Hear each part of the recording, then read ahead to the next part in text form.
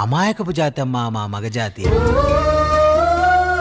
పండగ పూట తినే పాయసం రుచి గురించి మీకు తెలిసి ఉండొచ్చు, కానీ గరళం కంటే చేదుగా ఉన్న బ్రాందీని కక్కలేక మింగలేక తాగే ఆ బాధ ఒక్క మగాళ్లకు మాత్రమే తెలుస్తుంది.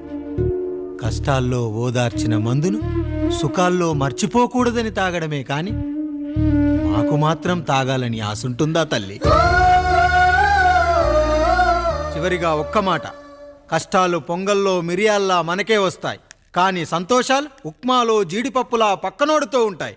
ఎదుటివాడి ఉప్మాలో కూడా పనికిరాని కరివేపాకుంటుందని సర్దుకుపోవడమే జీవితమమ్మా. రాయుడు గారు, నన్ను క్షమించండి. రాయుడు గారు, నన్ను క్షమించండి. నా తప్పు నేను తెలుసుకున్నాను. ఈ రోజు నా ఇద్దరి బిడ్డల జీవితాన్ని కాపాడారు రాయుడు గారు. ఈ శుభ కార్యక్రమాన్ని కూడా మీరే జరిపించండి. తప్పకుండా.